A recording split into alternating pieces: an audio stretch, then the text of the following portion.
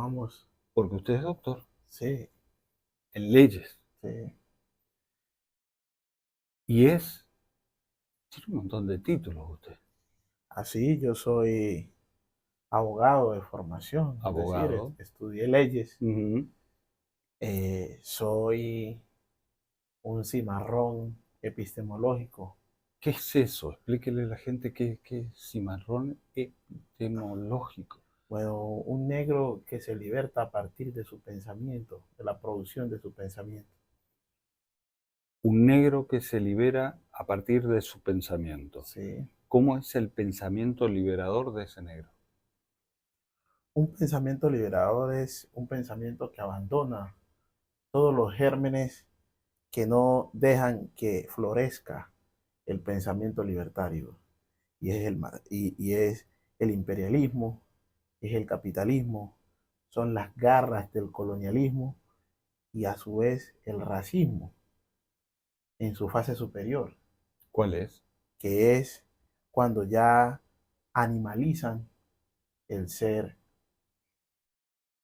humano, Ujú, entendido desde su contexto étnico, racial. ujú. Pero eso sigue existiendo hoy en siglo XXI. Sí, sigue existiendo hoy en el siglo XXI porque entendemos que estas sociedades abrevaron y tomaron su confección social Sí. a partir de todos esos fundamentos teóricos del colonialismo. Y en efecto, hoy esta sociedad aún tiene cimientos de ese colonialismo. Bien. Si tú eres considerado un líder en Latinoamérica de los Sí, afrodescendientes, sí, dentro de ese liderazgo hay como una organización y tú tienes un cargo, ¿no es cierto? Un lugar. sí. ¿Cómo se llama ese lugar? Bueno, yo hago parte de la articulación regional Ujú. afrodescendiente de América Latina y el Caribe. De hecho, nació aquí donde estamos, En Venezuela, aquí en el en una cumbre marco. de la CELAC, ¿no? No, nació aquí en Venezuela, A ver, financiada por el comandante eterno Hugo Chávez Frías, sí. y desde aquí se forjó parte de todas las redes de América Latina y el Caribe del movimiento afrodescendiente, y posteriormente a eso, aquí se preparó hacia los años 2001 parte de las reuniones que lograron que naciera esta expresión ¿Por qué Chávez? organizativa. ¿Por qué Chávez? No, porque Chávez también se descolonizó, porque él le tocó desaprender lo colonialmente aprendido Y debe haber sido para, difícil dentro de las Fuerzas Armadas, claro, que son, por lo menos en casi toda Latinoamérica, coloniales. claro, en efecto, Ejércitos pretorianos ellos que fueron formados en la Academia Militar. en la Academia Militar de las Américas, Claro. que ellos allá se forman a través de la teoría de la seguridad nacional, Ujú, donde todo aquel que piense diferente es un enemigo a vencer. ujú. ¿Ya? Entonces es difícil encontrar dentro del liderazgo de izquierda una persona que prácticamente deja las cavernas que recibió en esa formación militar para dar su vida u ofrendarla a favor de un pueblo humilde que llora y que sufre. ¿Por qué el comandante no era afrodescendiente? El comandante no es que él no era afrodescendiente, sino que desconocía Sí. su herencia ancestral Ujú. afrodescendiente. Bien, parte de esa herencia, Sí, esa mezcla, sí, su imbricación. imbricación. Tú corrígeme si yo hablo incorrectamente, porque tengo que desaprender muchas cosas que aprendí para poder hablar correctamente. Sí, Y en el mundo de, de afrodescendientes, estamos en el siglo XXI, me avergüenzo y pido perdón a todos los que nos ven que son afrodescendientes, si yo cometo algún error al hablar y herir susceptibilidades sin querer, ¿sí? Porque fui formado así. Entonces yo soy reflejo de toda una cultura racial. Dime si estoy equivocado. La cultura de nuestros pueblos son una cultura basada en el racismo. Sí, en efecto, porque la familia Ujú, es la primera institución de la sociedad. Y si en la familia, mira, en la familia está el patriarcado, ujú, donde conseguimos hogares que son bañados de un androcentrismo, donde es el hombre que se impone ante unas mujeres que es un género que históricamente fue flagelado, se le negó la opción de votar, las mujeres no tenían la oportunidad de participar en el quehacer social, prácticamente se les delegaba las tareas de cuidar a los hijos en el hogar y hacer todas las actividades domésticas, pero a la mujer se le negó el hecho de que ella se sintiera ese ser que pudiera ayudar a partir de la producción de ideas a construir unas mejores sociedades, a partir incluso de ese ser que así sea que se hubiese formado, así sea que se hubiera liberado, no tenía la opción de participar en ese concierto social, político y económico de las diferentes sociedades. hablas de las mujeres. ¿Sí? Y entre las mujeres, y voy a cometer un error y corrígeme de cómo debería definirlo. Mujeres blancas y mujeres de color. Hay una diferencia, ¿Sí? ¿sí? Pero hay una diferencia en lo que tú dices también. ¿Sí?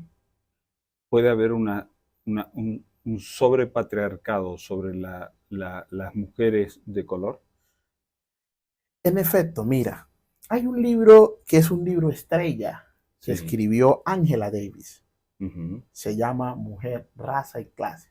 Mujer, raza y clase. Sí, Sí, bien. cuando ella escribió ese libro, Sí, generalmente se inspiró en todos esos estadios de opresión. Cada uno de esos sí, son estadios de opresión. sí, La mujer, sí, eh, raza y clase. sí, claro. Y cuando ella escribió eso, se inspiró porque casualmente el solo hecho de ser mujer te genera una carga por ser un género un poco más débil en Ujú, términos de fuerza, ujú, no de pensamiento ni de ujú, liberación, sino en ujú, términos de fuerza frente a un hombre. ujú. Igualmente el componente étnico-racial, que dentro de esa estructura y superestructura, tú te encontrarías en un escenario de debilidad, porque tú estás sosteniendo esa estructura y generalmente las estructuras de poder no miran en favorecer o establecer políticas que vayan dirigidas No, a porque, beneficiar claro, al género porque en general femenino. esas estructuras de poder fueron hechas por los poderosos que vienen a vivir del resto que es explotado, Sí, ¿no? Que es dominado. Ahora, ser, voy a decirte así, ser negro, ser negra, vamos a hablar de la mujer, ser negra en el norte global y ser negra en el sur global, ¿la hace diferente a la negra del sur, del norte?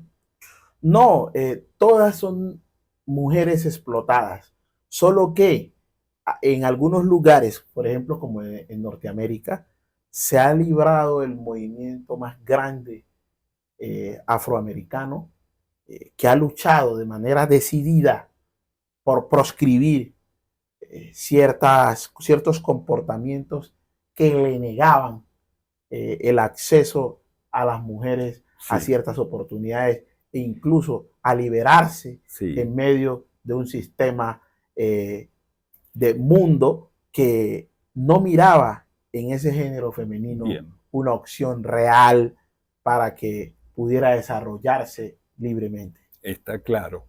Pero ellas dan esa batalla en un país que vive de la explotación de nosotros. Por lo tanto, la, la mujer negra que está allá dando su batalla y la mujer negra que está dando aquí su batalla es desigual, es doblemente explotada, porque a su vez su pueblo está siendo explotado. El pueblo norteamericano está siendo explotado por un imperio. Sí, Nosotros, a su vez, sufrimos el imperialismo, la sí. explotación imperial. Entonces nuestra mujer de color o negra es mucho más víctima de toda esa estructura en el sur que en el norte. En efecto, y eso es lo que estamos nosotros Ahora, planteando pero hoy. para liberar, hay prioridades en la lucha. Sí, Para liberar a la mujer negra y a las mujeres en general del patriarcado en el sur global, lo que primero hay que hacer es liberar a los pueblos del sur global sí, y después dar la discusión. en efecto, es que O primero damos esa discusión. no, es que el sur también existe. Y nosotros, por ejemplo, eh, en este año que se están cumpliendo los 200 años de la teoría Monroe, Ujú, que tenía como función y tiene aún, porque siguen replicando ese modelo. claro, porque a Y ellos les es, resulta. y es que nosotros tenemos que ser el patriota cero Sí, del norte, claro, mirado a escala de colonia, sí, solamente de producir materia prima, sí, y a su vez nosotros no recibimos una retribución por no, esa generación ni lo vamos a recibir. de esa materia prima. Podemos decir que esa teoría generó una esclavización de nunca acabar, que bajo los nuevos conceptos teóricos de hoy día podríamos decir que estamos viviendo una neocolonia. Bien, dentro de esa neocolonia donde vivís, tú vives dentro de la neocolonia, yo vivo dentro de la neocolonia. ¿Existe diferencia racial entre nosotros dentro de la neocolonia? En ¿Se la, sufre ese racismo? en la neocolonia, en efecto, existen diferencias porque, El racismo existe en todo el mundo, sí, pues norte, en el sur, en todas partes. en efecto, Pero aquí y ahora, que nosotros deberíamos estar unidos en una batalla contra el que nos quiere dominar, sí. a todos. En esa lucha y dentro de esa lucha existe racismo. En efecto, incluso en las izquierdas también existe racismo. Mira, si tú, por ejemplo, lees el texto de Walterio Carbonell, que escribió en Cuba, llamó ¿Cómo surgió la cultura nacional? Un texto muy hermoso. Qué lindo. En ese texto, Walterio, Ujú, su corte ideológico era marxista-leninista. sí, Walterio hizo parte del Partido Comunista cubano. Cubano Ujú, y él se salió porque dentro de los cortes filosóficos dentro del partido no se concebía que se pudiera recoger y entender la realidad del negro en Cuba. Entonces, eso le indignó a él y renunció al Partido Comunista Cubano. bien, Asimismo sucedió bien. Sí, en Francia sí. con Leopoldo Sédar Senghor. Leopoldo Sédar Senghor también hacía parte del Partido Comunista Francés y él renunció al Partido Comunista Francés porque tampoco entendía ni recogía la realidad afrodescendiente allá en Francia. Y eso pues son soportes para que nosotros entendamos que parte de la lucha que han librado los diferentes movimientos afrodescendientes en el mundo, tiene esa razón de ser, y es porque las izquierdas en el mundo también le asiste una responsabilidad, y es descolonizarse. Bien, dentro de esa descolonización, especialmente nosotros aquí en el continente de Patria Grande, o Hispanoamérica, o Iberoamérica, o como la querramos llamar con sus múltiples nombres, no deberíamos dejar de hablar de izquierdas y derechas, porque la izquierda y la derecha también son categorías coloniales que Sí. vienen de Europa. Entonces tal vez nuestra equivocación está en copiar marxismo, por ejemplo, que Marx pensó en su tiempo, en su contexto y en su lugar, pensó una revolución para ese mundo que él vivía y donde no había negros. Ese mundo. Y no había originarios. Había originarios de esas tierras, pero no estos originarios de acá, de nuestro continente. Entonces, ¿cómo replicás el marxismo aquí, en nuestra tierra? ¿Y por qué no emprendemos categorías propias de nuestra tierra, que sean categorías donde todos estemos integrados, sin distinciones, ni de originarios y no originarios, de negro, no negro, eso de izquierda a derecha, sino patriotas, dentro de una cuestión de decir, acá nosotros defendemos, en el caso de Venezuela o en el caso de Colombia, tú eres colombiano, nosotros defendemos nuestros recursos naturales y nuestro pueblo, los intereses de nuestro pueblo. Y somos nosotros. No hay un nosotros negro, un nosotros blanco, un nosotros de izquierda o derecha como los ingleses. Los ingleses se dividieron en izquierda y derecha en el Parlamento. Y nos importaron a nosotros esas categorías. Y esas categorías tal vez tampoco se aplican acá. Aquí se aplica ser patria o colonia. Punto. ¿Sos patriota o estás con la colonia? Y los patriotas no podemos estar divididos ni en colores ni en nada. Somos patriotas. Somos de esta tierra, de estas tradiciones que son pueblos originarios, afrodescendientes, inmigrantes italianos, europeos, todo eso formamos lo que somos hoy en la patria grande. Sí, No deberíamos revisar. has dicho varios elementos que es necesario estudiarlos. Hasta el derecho está armado en base al derecho romano. Sí, ¿Por qué estudiamos derecho romano y no estudiamos derecho de nuestros pueblos ancestrales de esta tierra? sí, has señalado varios elementos que es necesario poderme ocupar en la noche de Que nos hoy llevaría... de esos elementos. Por ejemplo, tú dijiste que Marx no contempló el tema de pueblos originarios y demás. Claro, lo que pasa es que Marx en su momento histórico, en las circunstancias Claro. históricas de tiempo, modo y lugar, allí tan colonizado también estaba Marx, que Marx miró una sociedad uniforme, la miró de manera homogénea. Marx no le cabía la heterogeneidad social. Marx miró una sociedad monocultural. Y hoy las sociedades nos dimos cuenta a través de los estudios de las teorías sociales que estamos al frente de sociedades multidiversas, de multicolor. Y eso necesariamente implica atender y comprender esa realidad de los pueblos. ¿Por qué luchan? Claro. Entonces, lo del marxismo nos sirve como un punto de partida, pero sin dejar de lado que Marx fue racista en ese contexto, por no entender dentro de su lectura a los movimientos sociales que hoy, desde su sitio de enunciación, desde su ombligo, resisten y tienen una lucha de frente, no solo contra el racismo, no solo contra el colonialismo, sino también en contra del capitalismo y también en contra del imperialismo.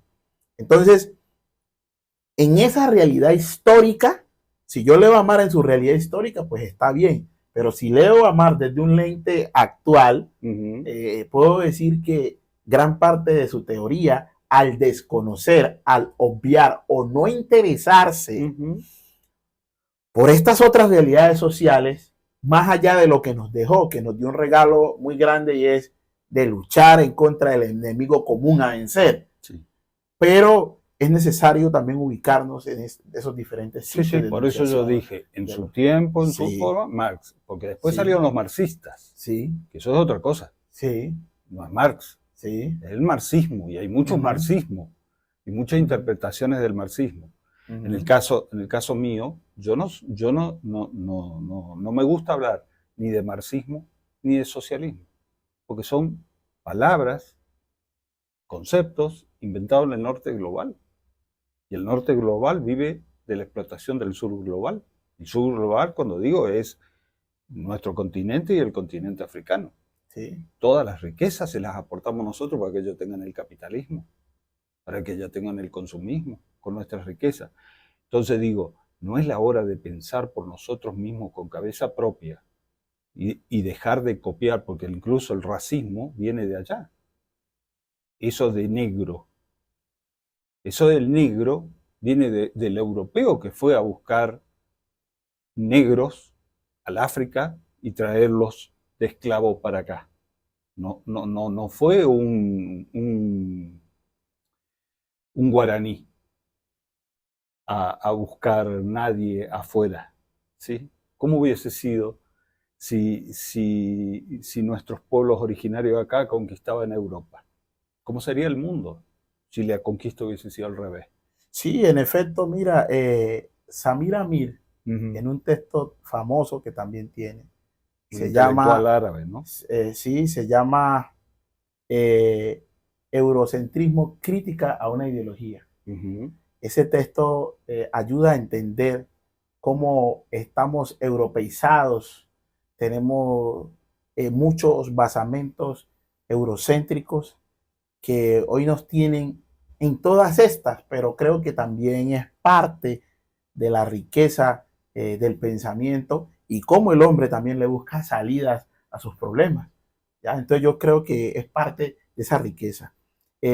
Por el otro lado, tú me hablabas del tema de Marx y a su vez también te ocupaste de cómo nosotros desde el sur le buscamos salidas a nuestros propios problemas. Y en efecto, tenemos todo lo que el mundo necesita. ¿Por qué nosotros somos pobres?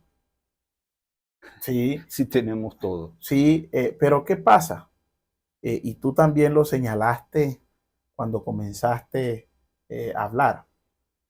Y es lo siguiente, parte de nuestra dependencia al norte global o que los diferentes estados del sur cumplan recetarios del norte global, parte de esa visión de endeudamiento con el Banco Mundial, el Fondo Monetario Internacional, que nos hace generar un nivel de dependencia o que nosotros estemos subordinados al norte global por la bendita deuda externa que le generan a los diferentes países del sur global. Y a eso le tenés que sumar la dependencia cultural. Claro. Porque tú estás recibido en una universidad colonial. Claro. Eres abogado, pero has cursado lo mismo que cursan en Europa. Sí, en efecto, mira. ¿Y se aplican las leyes europeas para nuestros problemas o están aplicadas para defender a los europeos que vienen a expoliarnos a nosotros? Sí, mira, lo que tú señalas es tan importante que por eso te digo, a mí me tocó desaprender lo colonialmente aprendido para aprender lo desalienantemente desconocido. ¿Qué pasó? Yo me formé en una universidad con cimientos coloniales eurocéntricos. Y estando allá, por ejemplo, comprendí la lucha de los movimientos afrodescendientes, comprendí por qué luchaban los movimientos indígenas. Y en efecto, allí me hice docente de una universidad, que es la Universidad Claretiana, donde yo ¿En qué era país? en En Colombia, Colombia. donde yo era la persona que orientaba la clase de derecho étnico. Derecho étnico. Claro, derecho fundamental a la consulta previa, derecho fundamental al territorio, pluralismo jurídico. Todo eso surgió a partir de todas estas reflexiones que nosotros dimos. Incluso ayudamos a crear esa universidad, sus componentes teóricos y demás. Y hoy los estudiantes salen y van a ser los acompañantes técnicos de esos movimientos sociales indígenas y afrodescendientes. Bien. Esa es la experiencia colombiana. Sí. ¿En cuántos países hay una experiencia similar? No, no conozco así en países esa experiencia. Incluso mira, ahora último, el presidente Gustavo Petro acabó Sí. de aprobar el CEID. El CEID es el Sistema Educativo Indígena Propio, donde le da autonomía a los pueblos indígenas para que se desarrollen. Eso es un tema sumamente ruidoso, escandaloso, Claro y sobre todo ayuda y anima a que los demás países se suscriban. Fue un poco lo que sucedió con las diferentes constituciones en la primera, en el primer tercio del siglo XX, cuando fueron acuñando en sus constituciones el reconocimiento lo pluriétnico, de lo lo pluriétnico, lo multiétnico. multicultural, y la interculturalidad. Bolivia, por Es decir, ejemplo, con claro, Evo. Bolivia, está Ecuador, está el mismo Colombia, incluso Venezuela en cierta medida también ha hecho ese reconocimiento. Entonces, todo eso hoy genera en el espectro mundial no solo la necesidad de voltear a ver a estos pueblos, sino cómo estos pueblos han enriquecido Claro. la ciencia jurídica. Uh-huh.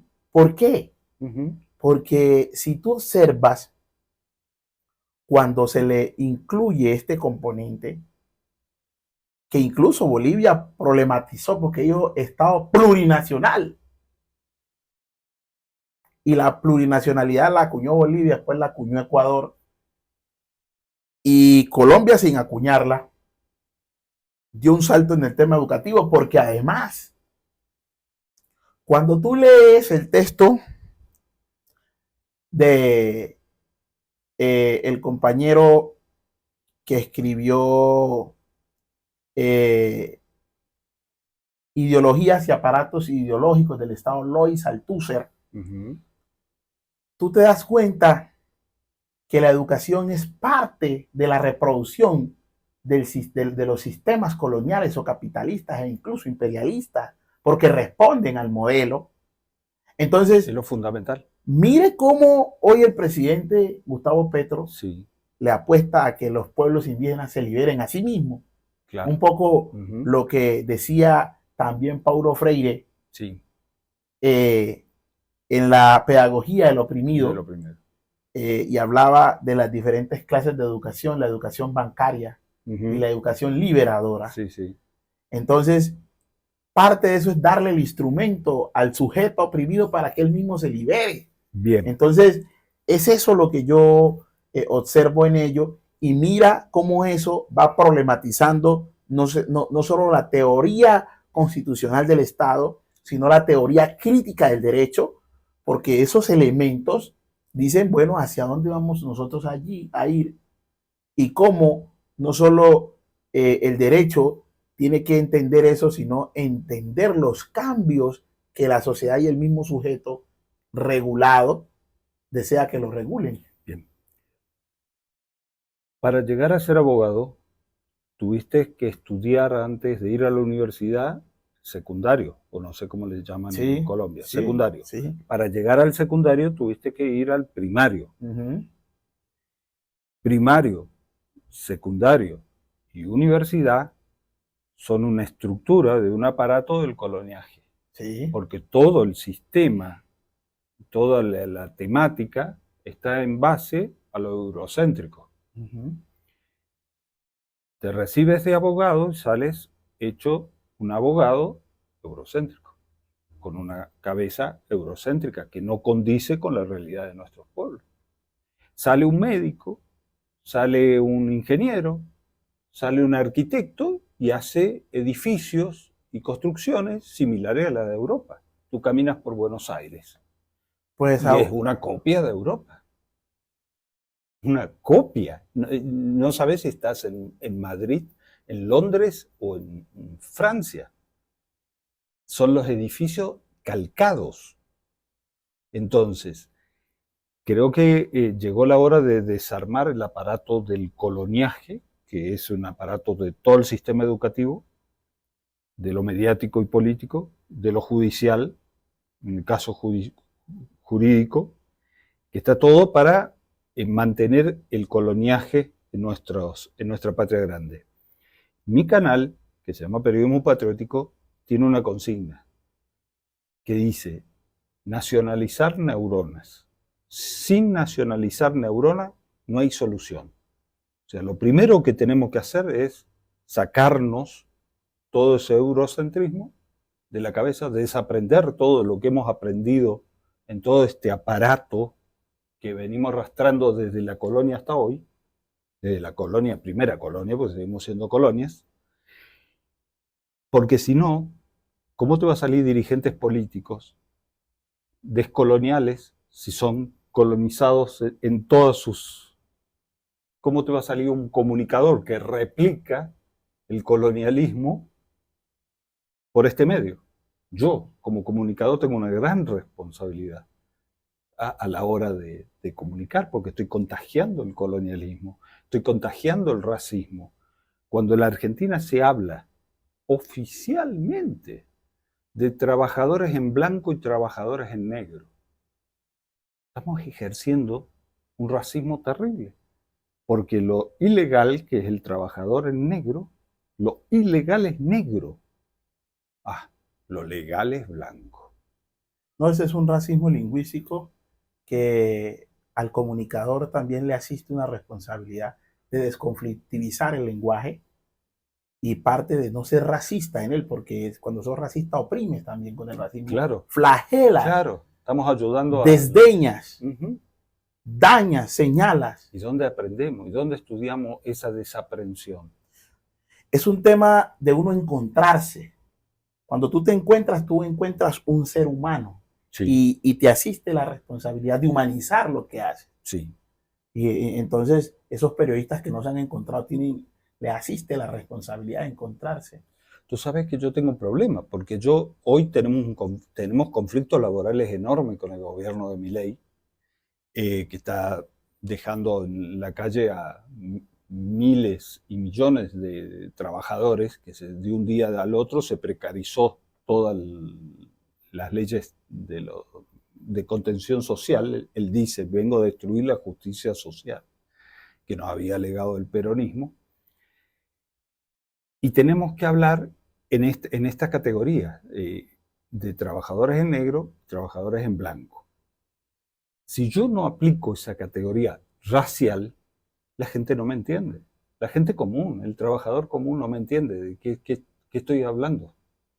Si no aplico esa categoría, me veo obligado a utilizarla. Sí, te ves obligado a utilizarla casualmente porque toda la sociedad está colonizada. Está colonizada. Entonces hay que alfabetizar a la sociedad sobre los códigos de descolonización, los códigos de dejar de ser racista y racializar, de dejar de discriminar, de dejar de utilizar un lenguaje racista, porque en cierta medida el lenguaje racista no es un lenguaje que edifique, que instruya, no es un lenguaje constructor de ideas humanizantes, sino que es un lenguaje verdaderamente que daña, señala y cercena a los seres, como lo venimos diciendo, que están siendo oprimidos dentro de la superestructura, porque son los que la están sosteniendo. Somos los que se la sostenemos. Somos los que pagamos impuestos, por nosotros es que los estados tienen ese Producto Interno Bruto, que es la unidad de la riqueza de todos los seres que estamos en un estado, en una nación. Así es. Qué tarea gigantesca que tenemos todos en conjunto, y digo en conjunto, porque es una tarea en conjunto, no es una tarea de los afrodescendientes solamente, es una tarea de todos los que estamos siendo oprimidos, y que a su vez dentro de los oprimidos hay otros que son más oprimidos por este tema del racismo, ¿sí? Y un racismo estúpido. Bueno, no existe racismo racional. No, Sí. no, eso está fuera, está fuera de... está fuera de la teoría racional del conocimiento. Claro. Pero yo digo, tú hablaste de Cuba, hablaste de Chávez, hablamos de Nicaragua, podemos hablar donde hubo revoluciones. Llamémosle, voy a usar una etiqueta que odio, que no me gusta, pero le vamos a poner de izquierda. Progresistas, las pongo entre comillas, porque para mí son patrióticas. ¿Sí? El que defiende la patria y el que no defiende la patria. Punto. Es sencillo lo mío.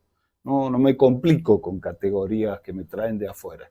Para mí es patria, colonia, liberación o dependencia y punto.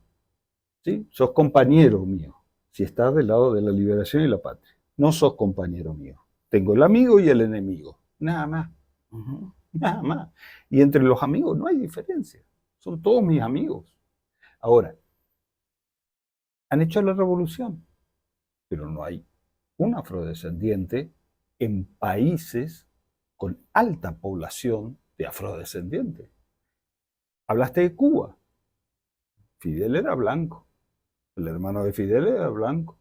El que está ahora es blanquito. Y no se ven muchos afrodescendientes en sus gabinetes. Hablas de Venezuela, Maduro es blanquito.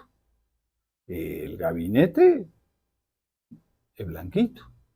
Ves a Nicaragua y Ortega es blanquito. Y todos los revolucionarios que están con Ortega son blanquitos. Y solamente para mencionarte gobiernos progresistas, ve a Lula. Lula es blanquito.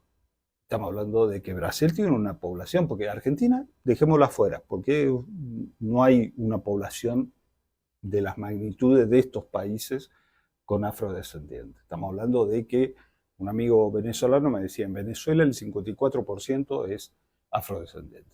54% de la población es un montón, es la mayoría. ¿Cómo no va a haber? ¿Por qué? Si son progresistas, si son de izquierda, si se dicen marxistas, si se dicen que van en contra del patriarcado y los feminismos. ¿Qué explicación?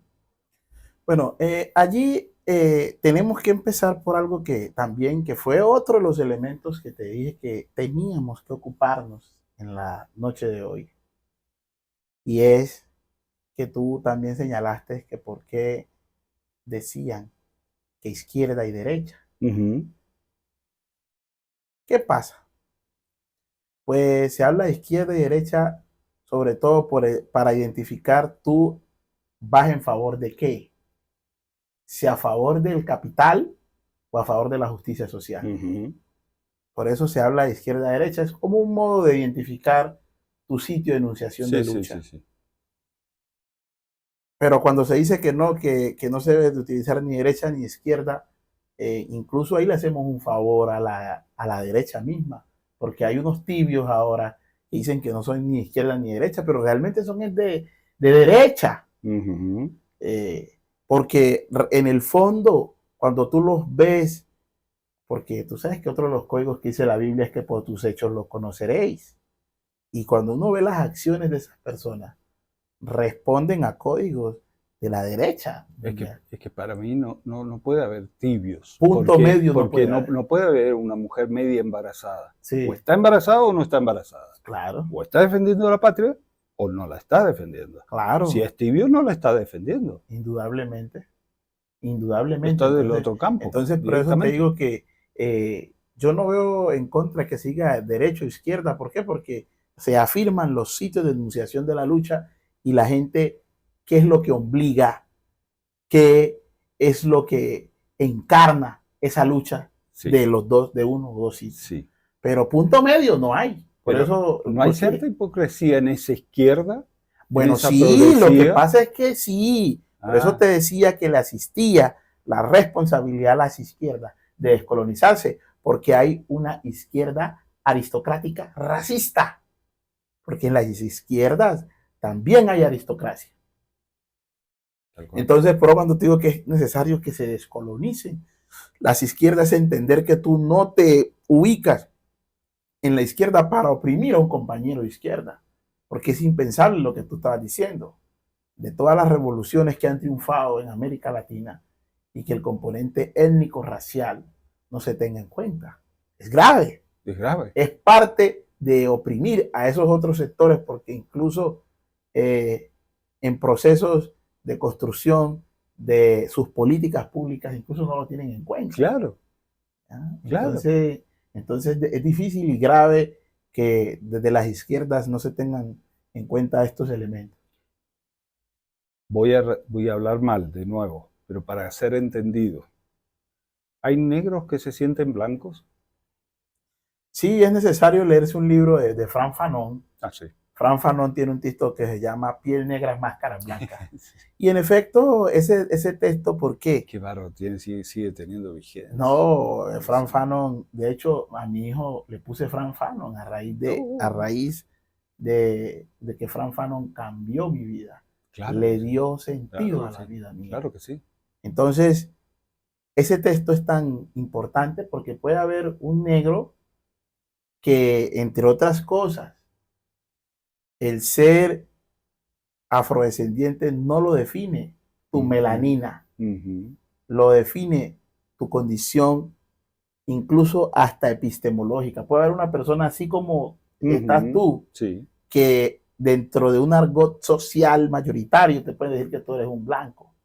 Pero si tú dentro de tu sitio de enunciación, de lucha, tú defiendes la causa del movimiento afrodescendiente, porque así tú lo crees y así tú ves, porque mucha gente dice, claro, si la cuna de la humanidad es África, pues yo soy de África.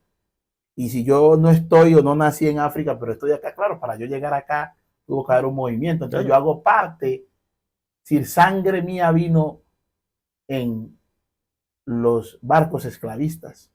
Sí. Entonces muchos dicen, no, yo soy afrodescendiente y se asumen con el color que tú tienes y lo hacen de manera epistemológica para liberar de las ataduras sociales que estamos nosotros atrapados. Entonces, de ahí la importancia de nosotros comprender esta situación de la lucha afrodescendiente en el mundo. Sí, claro, en el mundo. Y pienso en aquellos afrodescendientes que están en el norte global, que están siendo oprimidos, en el norte global igual, se fueron tal vez del África o se fueron de aquí, de América Latina, buscando un mejor vivir allá y están siendo oprimidos allá, pero llegaron allá y se sienten más blancos que los que quedaron acá. Sí. Entonces... se sienten superiores porque están en Europa. Claro, claro. Son negros de Europa. Sí, sí. Sí, entonces, mira, cuando te hablaba de Frantz Fanon, es que el componente melanínico no define tu extracción social de lucha. Es un nivel de concienciación política, de entender tu sufrimiento, de entender tus opresiones y de entender incluso tus ataduras o las carimbas mentales, que es necesario destrozarlas, es necesario disruirlas. Y en ese proceso de disruir esas carimbas mentales, tú te consigues que hay personas que son melanímicamente afros, que es lo que en Brasil hablan de colorismos, que es negro, pero que no defiende la causa del negro o del afrodescendiente. Y su mente está totalmente blanquizada. Sí, emblanquecida. Y responde a una blanquitud. Siendo que, a pesar que nosotros somos de diferente pigmentación, tu cerebro tiene el mismo color que mi cerebro. En efecto. O sea, Sí, en formación. formación. Sí, los Si elementos sacamos o los el cerebro, componentes. lo ponemos acá y lo ponemos acá, Sí, el tema está la formación que tiene claro, esos cerebros. claro, Pero claro. ahí vemos que no hay color. Sí, El color lo inventa el cerebro. sí, incluso, mira, en las izquierdas, cuando uno da esta discusión, dicen, no, es que nosotros desde la lucha social buscamos la justicia social de todo el pueblo y no es necesario hablar de blancos o Claro, negros o de indígenas o de claro. bajitos o de cojos. Pues en efecto, entender estas realidades es la que obliga que ni el partido ni la expresión de poder que se tenga se llene de contradicciones que sean contradicciones que siendo accesorias se conviertan en fundamentales y lleguen a destruir o defenestrar los procesos revolucionarios que triunfen en nuestra América. Por último, hermano, ¿tú eres creyente en Dios? Pues sí, ¿O creo, cuáles son tus creencias? yo soy una persona que creo que existe una formación, una, una fuerza superior Ujú. que en efecto existe y son nuestros orichas africanos. ¿Son nuestros? Nuestros orichas ¿Qué africanos. son orichas? Los orichas son los dioses de la religión yoruba, Yoruba. Ujú. ¿ya? Ahí tú consigues, ¿Esas religiones de todo el África o de algunos pueblos del África? pues esa es parte de una riqueza milenaria africana que quedó irrigada o distribuida en gran parte de los lugares por donde circularon barcos negreros, incluso hubo desembarcos. En sitios donde hubo desembarcos quedó esa riqueza allí. Ujú. Eso es parte de la riqueza que no logró el colonialismo destrozar o quitarnos. Le quitaron todo menos eso. Menos eso, aún existe.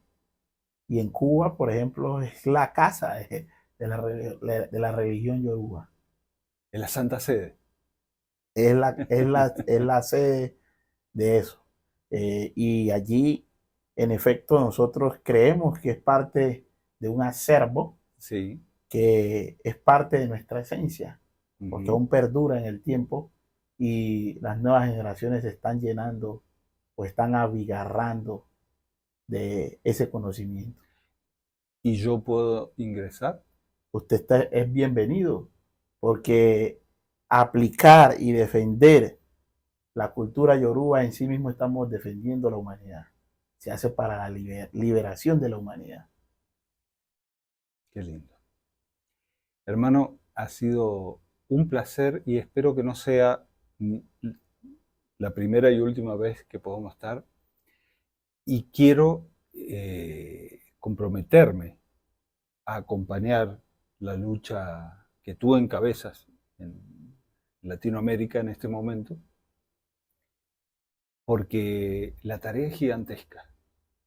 Y quiero comenzar por mí. Yo no puedo cambiar a otros si yo no cambio. Pero ¿quién me enseña a cambiar? Entonces, de ahora en más, quiero que mantengamos una relación de maestro y alumno, porque me tienes que enseñar a... Yo sé muchas cosas de descolonizar. Me dedico a estudiar, a investigar cómo descolonizar neuronas. Ahora le agrego al material de estudio e investigación de descolonizar neuronas, porque el imperio nos coloniza. La Argentina está rendida, no necesita que vengan los marines, no necesita que venga el Comando Sur, porque ya están los argentinos haciendo el trabajo de ellos. Entonces, no hace falta bombas, ni fusiles, ni nada, no, ya estamos, tenemos un marín adentro. Entonces yo necesito sacar el marín y ponerle el argentino adentro. Entonces, necesito pintar celeste y blanca en nuestra bandera. Celeste y blanca la bandera o la bandera de la patria grande. Pero ahora agrego un componente más. Porque al charlar contigo, al conocerte, yo digo, en esta lucha de descolonial, de descolonizar y de nacionalizar, cuando digo nacionalizar, es nacionalizar la patria grande. Sí, Sí, sí, toda, ¿no? completa. Y entendido el concepto de nación es el elemento humano, Exacto. como los pueblos que construyen y constituyen un país, un estado. Claro. Entonces, nación da respuesta al elemento humano, porque tú sabes que los elementos del estado es territorio, la soberanía o poder político, y la nación, que es el elemento humano, que son los pueblos que sí.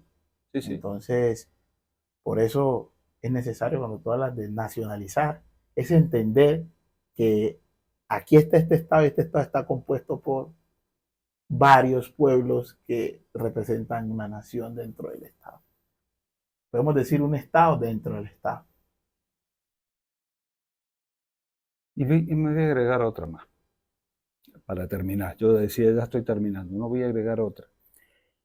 Nosotros en la Argentina estamos sospechando de que en cualquier momento nos pueden fraccionar como país, ¿sí? Porque hay ingleses, por ejemplo, que se han comprado territorios, porque se ha vendido la tierra, que son más grandes que Inglaterra.